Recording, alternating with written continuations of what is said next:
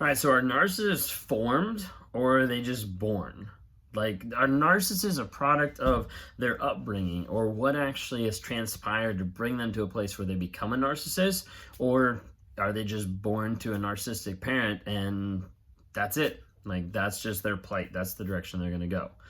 Now, I want to put a disclaimer. I'm not an expert on this. I know there is some research out there. There are some people that talk about like the gray matter in their brains and how that's different with a narcissist. And so they might be born different, like all this kind of stuff. I haven't looked into it that much. And honestly, I'm not a huge fan of it because I don't really believe that. I believe that people are a product of their upbringing and a product of their choices. So as a result, what they choose ends up showing what path they're going to go on. How they were brought up, so the product of their upbringing, how they were raised by their parents, is going to be how they continue to grow, how they continue to develop. What they learn at an early stage, you're going to see exemplified farther down the road as they continue to interact and grow and become more aware about their emotions or shove them aside and then become more narcissistic in a lot of different ways. So sometimes people ask me, are they formed? Are they born? I think that they are formed. I think if you took a narcissistic family and they had a child, and you took that child out of that family and put it into a loving family and to a respectful family and the one that does a good job parenting and helping people develop their emotions and love and respect, I think you get a different product. I think the child would come out differently because of the environment that they were raised in.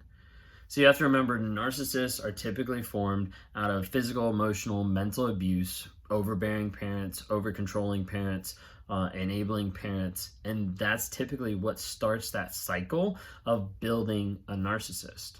And so when you take that away and put them in a different environment, I think that the results would be different. So as a result, I think a narcissist is formed. So a lot of times people will wonder and they'll say like, oh, well, they have a narcissistic parent, so it must be genetic because now they're narcissistic as well. Maybe there's some truth in that, but in reality, if you have a narcissistic parent, it's not uncommon that the kid is going to be narcissistic because they're being brought up in that environment. They're being trained by observing and by watching their parent do different things. So even like my daughter, she's 2.5 right now, as she watches and observes me and observes my wife, she starts framing her reality about what the world is like, how it works, how to interact with different people, etc., etc. So if she sees us yelling, then she's going to get to the place where she's going to be yelling. If she sees us interacting like in a frustrating way or with a tone, then she's going to start to have a tone because they pick up on anything and everything. They pick up, it feels like they pick up on all the bad habits, but they pick up on anything and everything. So as a result, you take a person who's narcissistic, they have a child, it's often that child is going to become or be narcissistic just because of the environment that they were brought up in.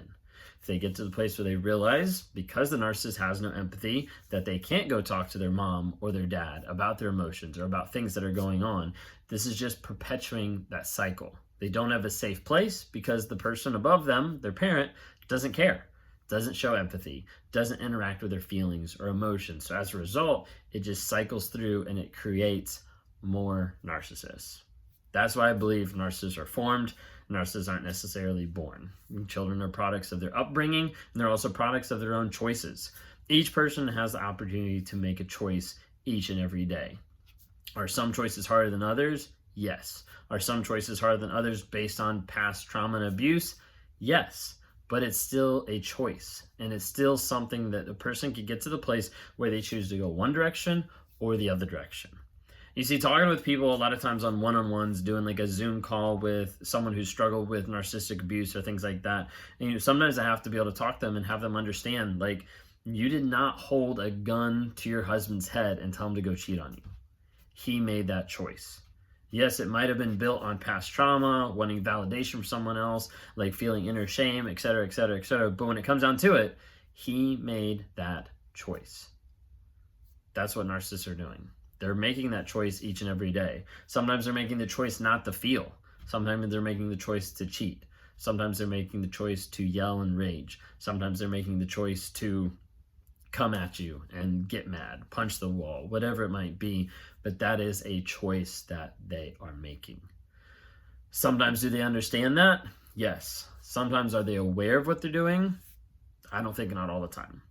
Sometimes I think they get to a place where they are aware of what they're doing and it perpetuates the cycle, but they don't know how to break it.